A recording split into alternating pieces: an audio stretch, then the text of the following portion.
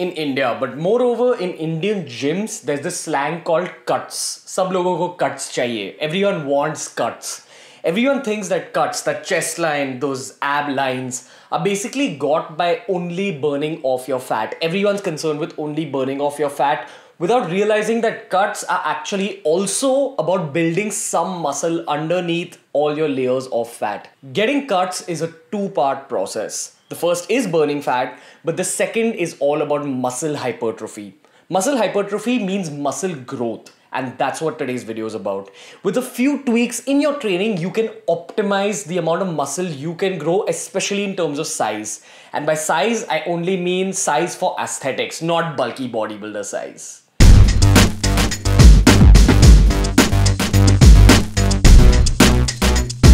The first thing you've got to understand about muscle hypertrophy, just like any other part of weight training science, it's a very detailed, very complicated subject. In today's video, I'm using research from Brad Schoenfield, Alan Aragon, and Frederick Hatfield, three of the pioneers when it comes to weight training science. But I've taken all these complicated subjects and topics and kind of condensed it to a few simple points that anyone can understand. So keeping that aspect, keeping the ease of explanation in mind, I'm going to break down hypertrophy into two kinds of hypertrophy. The first is hypertrophy in the long term, how you should approach your training in the long term, and hypertrophy in every single workout, how you can tweak certain parts of your workout in order to maximize your gains. Okay, so let's talk about the long-term factors first. There's two things you've got to keep in mind. The first of which is the overcompensation principle. Now, this essentially means that if you want to grow any form of muscle mass, you've got to give your muscles some reason to grow. Now, when we go to the gym, we're inflicting damage on our muscles. Now, your body reacts to all that damage and it decides that it'll overcompensate. It'll make itself stronger in order to deal with that much damage and possibly even more damage. And that's essentially how muscles grow. Now, the overcompensation principle also states that your body will only maintain all its muscle mass if you constantly give it reason to grow. So a lot of people think that once they develop some amount of muscle mass, if they never go to the gym after developing that muscle mass, the muscle mass will still stay on their bodies, but it's not like that. Now, coming to the second principle, the principle of progressive overload. I talk about this in all my weight training science videos, so I'm not going to go into the details of it. But what you've got to understand is that when we're talking about long-term weight training, over time, you want to increase the total amount of stress that you're giving to your body. Now, we measure the total amount of stress and damage that you're giving to your body using this term called volume, which is essentially the weight you're lifting into the reps you've done. And over time, this volume number should keep getting better in order for your body to grow. Now, that's that with the long-term factors, but today's video is more about the immediate factors. What kind of training tweaks can you make in order to maximize your gains in each workout? How do you alter your exercises just a little bit in order to look good in the long term? The first factor that we're going to talk about is your rep range. I've covered this very detailed topic about the rep range in one of my past videos. I'll link it in the description as well. But for now, all you need to know is that in order to grow bigger muscles, in order to look great, your rep range ideally should be in that 8 to 20 rep range. You know, you hear a lot of trainers saying high reps for cuts. It is true, but there's a very deep science behind it. And if you want to maximize your gains, it's not as simple as just working in a high rep range. You do need to do a little bit of heavy lifting as well in a low rep range. If you want to understand that topic better, make sure you check out those videos. Point number 2 is focusing on the eccentric portion of your lifts. Don't be scared by the words. Concentric portions of the lifts are when you're going upwards, when you're actually working your muscle against the resistance of the weight. And eccentric portions are when you're lowering the weight back down, when the weight is going in the reverse direction. Now, people make two major mistakes when they're trying to focus on the eccentric portion of their lifts. The first mistake is that they'll lower it very slowly. They'll focus a lot on the eccentric motion. Now, the correct way of using this muscle hack is to use a 1:3 tempo. So the speed of your concentric motion should be 1 second and the speed of your eccentric motion should be 3 seconds. I'm not necessarily saying 1 second and 3 seconds, but the time ratio should be 1:3. No more than that.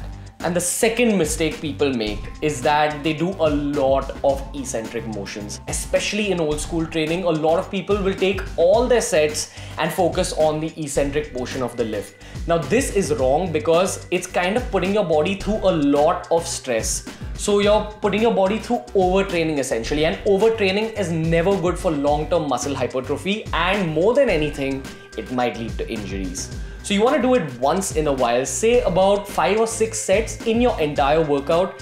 And if you feel like something is wrong and it's too stressful for your muscle, then you shouldn't even take it that far. 2 or 3 sets in every workout is good enough. Point number 3, if we're talking about injuries, we've got to talk about training till failure.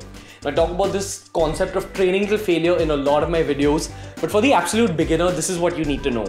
Training till failure is essentially where you take a set so far that your muscle can't even do the set by itself. You need external help. You need your trainer or your friend to help you lift that weight. And a lot of people unfortunately use this a lot. They take all their sets till failure. And if you take all your sets till failure, essentially once again, you're overworking your body and you're making yourself more prone to injuries. Now, training till failure is an important tool in long-term hypertrophy, but what you've got to understand is that you've got to use it sparingly. You've got to use it once in a while. So in your entire workout, only take 2 or 3 sets where you take your workout till failure. Point number 4, if we're talking about taking it till failure in only about 2 or 3 sets, what do you do in your other sets? The key is to take it to 80 to 90% of failure in all your other sets. That's what you've got to remember. A lot of people get scared of taking it till failure and then they don't even end up taking the set till they feel a burn. So a quick piece of bro advice that I'd give you guys is that you take it till the point where you feel like you have only 1 or 2 reps left in the tank, but you make sure that you're feeling a burn in your muscle.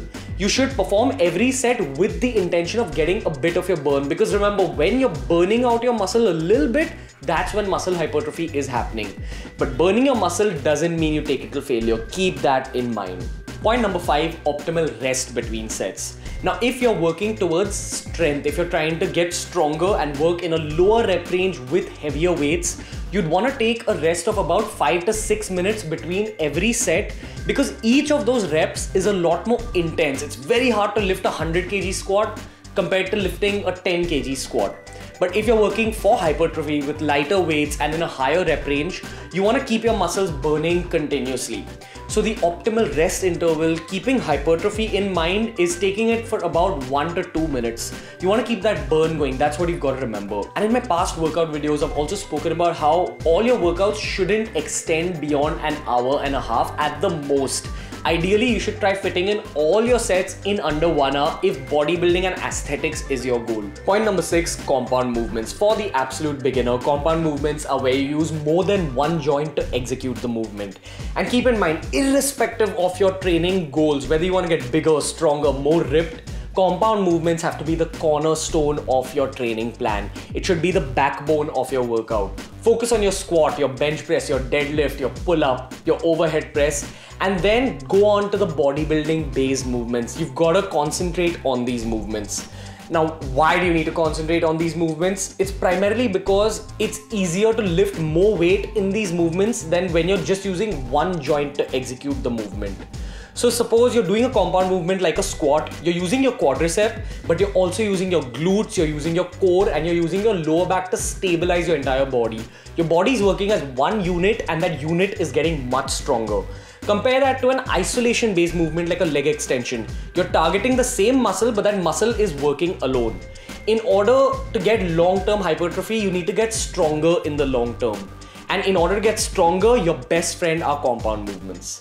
But talking about point number 6, I have to also talk about point number 7, isolation movements.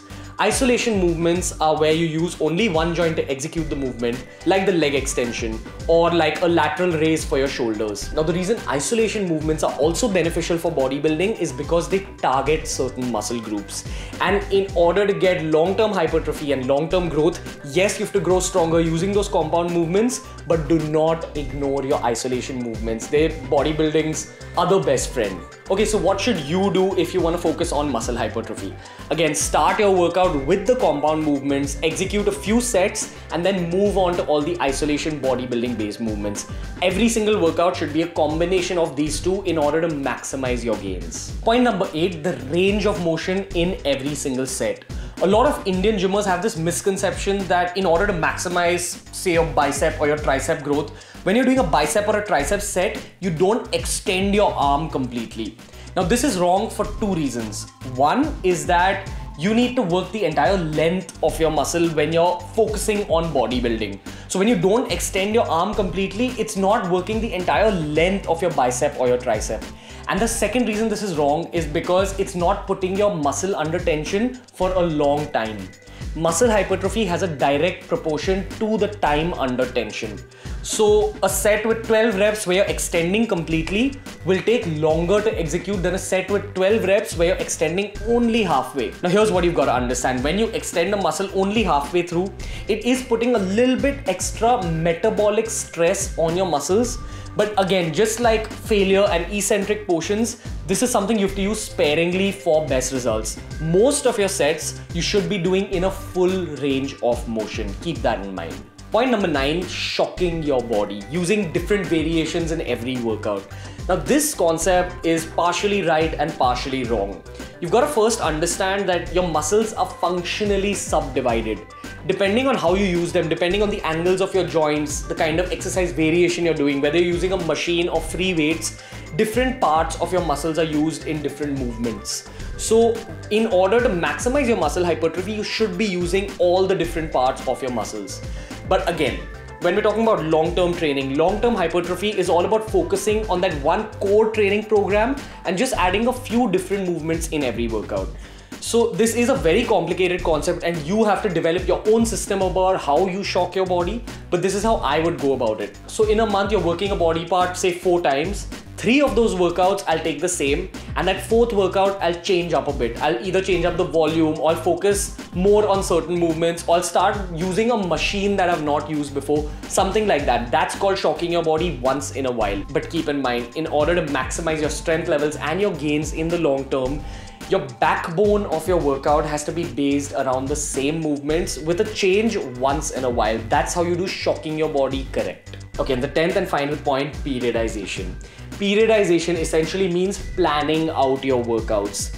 Planning them out in a scientific manner, not training a body part more than once or twice a week, and most importantly, listening to your body when it's too tired. You need to know when to rest, when to train, and how to go about that training process. I'm not going to elaborate on that topic in this video because I've already covered it in detail in one of my past videos. Make sure you check out my Science of Weight Training playlist in order to know more. And if you've already seen that video, but you're more concerned about the diet aspect of things when we're talking about muscle growth, make sure you check out my skinny fat to ripped transformation video. Until next time guys, if you liked today's video, make sure you give it a thumbs up. And from Ranveer, I will see you later.